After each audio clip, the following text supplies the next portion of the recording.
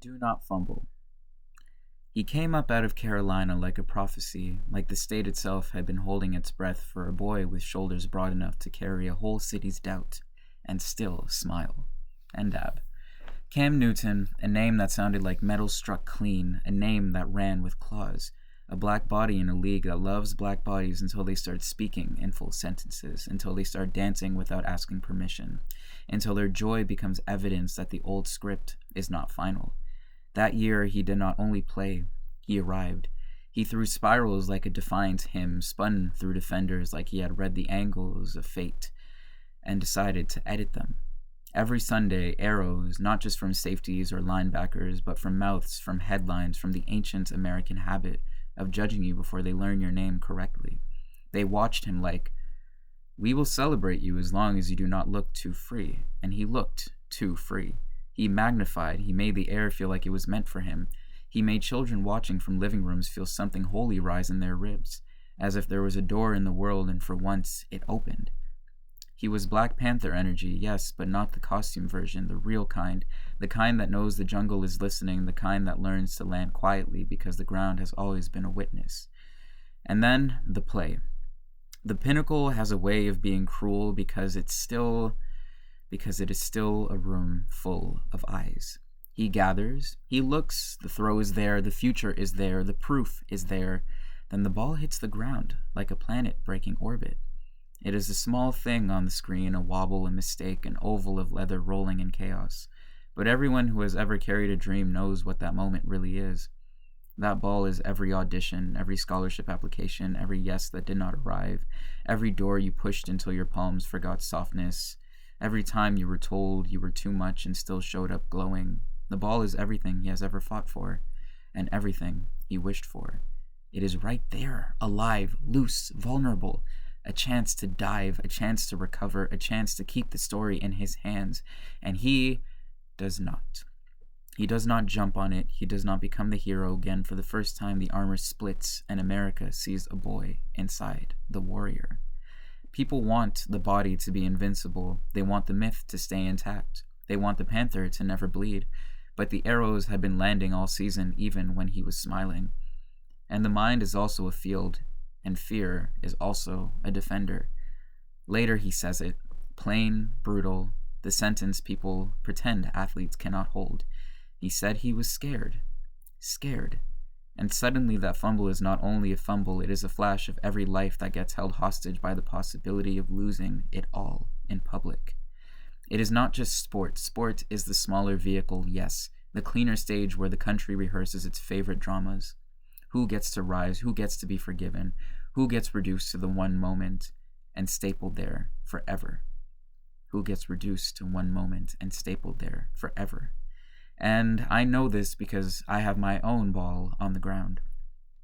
For a year, I was launched into spoken word like somebody finally cut the rope off my throat. I wore a blue sweater my mother found out of nowhere as if the universe slipped it into her hands and said, "Give this to your child. Give them something to hold." Jireh on the front and on the back, bold enough for strangers. You are enough. Not whispered, not negotiated. Announced. I walked into rooms and words became weather. I loved the stage in a way that felt embarrassing to admit. Still do. Because it was not just attention, it was recognition. It was the way an audience could become a field of faces, softening at the same time, as if my voice was a key and their hearts were locks that had been waiting. I could build universes in the air and watch people move into them. Loved so quickly, held so easily, applauded like I had always belonged. Each day I searched for a new energy to pour through my mouth, a new truth to carry like fire without burning my hands. And my mother, behind me, always, like a guardian hymn, like a quiet drum. Wherever I went, there she was, a steady witness, a presence that said, keep going, keep going, keep going. Until I could not bear the sight of a stage, until the stage became a beacon that burnt, until the same light that lifted me started cauterizing something in me without my consent. I did not know when it happened. I do not know the exact second the joy turned into heat. I only know that I left. And leaving was not a decision so much as a reflex, the way a hand pulls back before the mind names the flame. I did not just fly for a year, I paved ground. I watched other people take off too. I tasted a life inside this life, and for a moment I believed I could live there forever. And then I was gone. And everyone asked why, and I kept searching for language big enough to carry the exit. For a long time I tried to make it sound clean, reasonable, adult. But the truth is smaller, heavier, and a little more childlike. I was scared. Not of the crowd, not of the microphone, not of the words. I was scared of what the words demanded. Scared of the way being seen becomes a contract. Scared of the way love can turn into expectation without anyone meaning harm. Scared of the height, because height does something to you. It makes you imagine the fall even when the wind is gentle. It makes you understand that a single slip can become the only thing people remember. It can sometimes even become the only thing you remember about yourself. It makes you hear the arrows before they are fired. So when my ball hit the ground, when the moment came where I could have dove back into the life that loved me, I watched it roll. I watched it roll away from my hands, and I did not jump. I did not recover. And I have been living with that replay frame by frame, the way the mind replays what it cannot forgive. I want to be free of it so badly. I want to stop being indebted to the faces I loved in those rooms, to the warmth that felt like sunlight when it was still kind.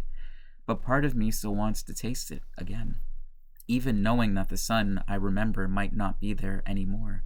Even knowing that time does not return stages untouched. Even knowing that the audience changes, and so do I, and so does the meaning of applause. But is all I can say sometimes. But is a door that will not close. But is a mouth full of unfinished prayer.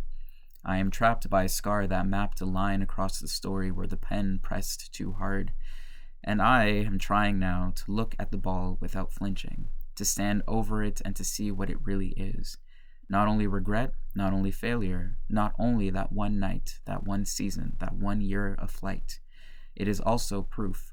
Proof that I held something, proof that I was trusted with light, proof that I have been brave before, even if bravery has seasons. So listen to myself. Hopefully I hear myself. If your dream is rolling in front of you, if the world is loud, if the arrows are already in the air, if the script is trying to tighten around your throat, if the past is calling you a coward because you paused, hear me. Pausing is not the end. Fear is not the final narrator. A dropped ball is not a life sentence. There is still ground beneath you. There is still breath in you. There is still a mother somewhere in your memory who believed you and believed in you loud enough to buy fabric and make it a message. There is still a stage, even if it is not wood and lights. There is still a stage inside your chest. Gather, look, hold the moment the way you wish someone held you. And if you cannot dive today, do not let shame write the rest. Kneel, reach, touch the ball, let yourself practice returning. Let yourself be human without apologizing for it. Let your emotions unfurl, let the universe in your mouth reopen its gates. Do not fumble your own tenderness trying to become invulnerable. Do not fumble your own tenderness trying to become invulnerable. You do not need armor, you need truth, and truth does not always leap. Sometimes truth crawls back. Hands trembling, eyes up, still choosing the recovery. Still choosing, still choosing, still. Thank you.